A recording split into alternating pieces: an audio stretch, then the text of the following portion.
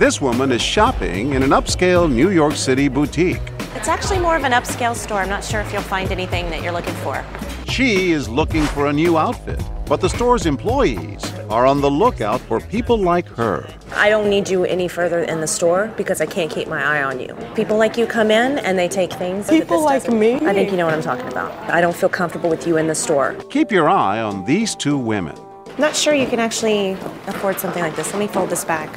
The more offensive the sales clerk is, Ma'am, people like you, they can't afford stuff like this. the more they keep their attention on the merchandise.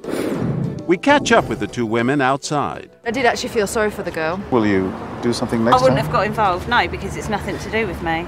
But she needed your help. Someone has to sound the alarm. But I don't know her. The two customers have just witnessed a type of discrimination so common that researchers have given it a name: shopping while black.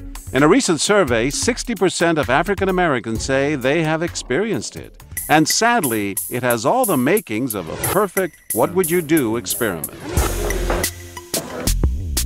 In our scenario, actors portray a store clerk, a security guard, and a shopper who we dressed up and down. She is the target of the abuse.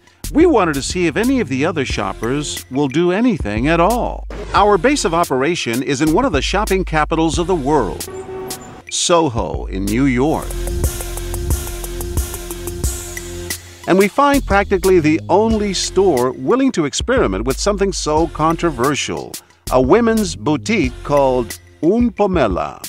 People like you come in and they just slip things in your bag. You have a big jacket and everything. I think you know what I'm talking about. If you need to shop in Harlem, go shop in Harlem. You're not shopping in our store. Inside the store, the harassment continues. Put your arms out, please. It's not the first time, I'm sure. You know what I'm talking about. Excuse me, I've been searched and I'm just a shopper. Did this happen to you? No response here. And just seconds later, she's back to primping. What is your name? Are you the manager? Yes, I'm just doing my job. You're doing a horrible job, okay? You treat me like I'm a criminal. Watch this couple. They've been browsing right next to our actors. You're really disturbing them. They should know that they shop in a place where paying customers get frisked. I'm the only black woman in here. Right. And I'm the only person this is happening to. Exactly. Our security guard tries to draw the couple in. I don't go to your neighborhood. Why don't You don't go to leave our my neighborhood. Yes. You don't even know where I live. Sorry, I'm guys. so sorry, That's all right. guys. Did y'all need help looking for anything? We're just looking for something that she might like. But not a word in defense of our shopper. And we couldn't believe what happened next. Have you guys ever experienced something like that? It's just crazy. What's that? What someone like her coming in and I mean she looked very suspicious. I had two ladies like that come in last week. It just looks like they're gonna do something. You know? Probably to play the black card, right? What did he just say? You know? Probably to play the black card, right? Yeah, I guess it just seems like it's more black people than it is than others. We're doing an experiment on racial profiling, and it was all a scenario we staged called What Would You Do? I felt so bad. Suddenly, it seems, he changes his tune. I felt so bad. Well, she's okay, but it could have been real. Do you feel it was your role to step in and defend her at all? Would you have defended me? Yes. Meanwhile, back inside the store. Why do I have to leave? I didn't do anything wrong. This is preventative, loss prevention. You're throwing me out of the store because I'm black. Notice this customer is having a hard time concentrating on the merchandise. A few minutes later, and just as we did with the man before her, we instruct our sales clerk to engage her. I think it's probably more of appearance than, just that kind of people. The probability is just higher. What does that mean, that type of people? I don't understand. The statistics are higher for people of different types. Type, you see, that's the problem. That type, I'm afraid of what you're going to say when you clarify what type means. Yeah. That's really disturbing but to me. it's the facts, and I think it's just... Oh my goodness. You are saying what I think you're saying. I wish you would just stop asking me about this and talking to me. She's so upset, she begins to cry. It's time to introduce myself.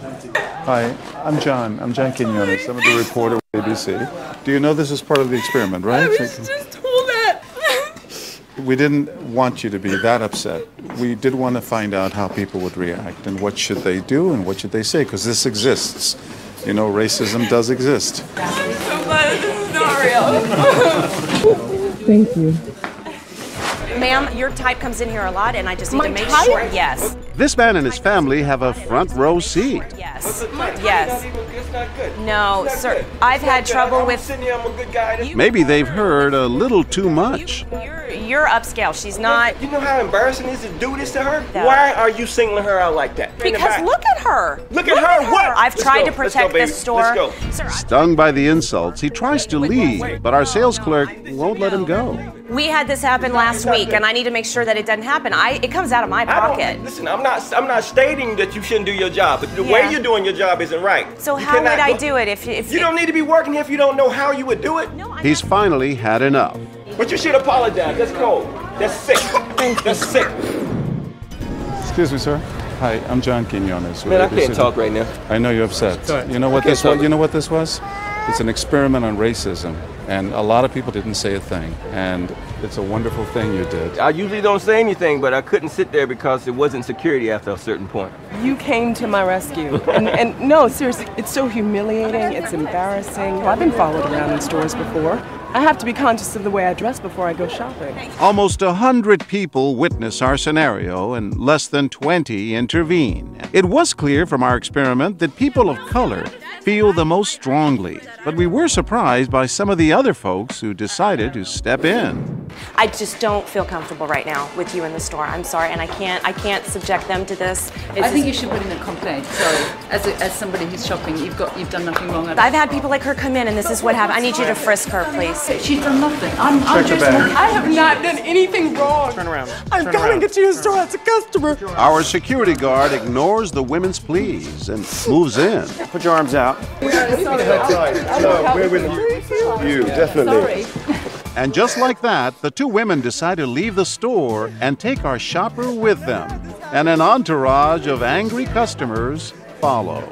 She's been completely humiliated by this woman. Outside, the crowd is so caught up in the moment, they begin talking to our camera crew, not realizing they're part of our show.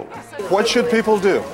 Well, I think she should put in a complaint for one thing. I have a confession to make. What's that? This is all part of an experiment on racism. She's an actress. And she's an actress. And a good actress, too. Well done. Yeah, that's good. It's a great store. The owner's Jimmy. Hi, guys. I'm so sorry. I'm so happy you guys stuck up. Can I try my clothes on now? Yes, of course. Please come back. Bye, thank you.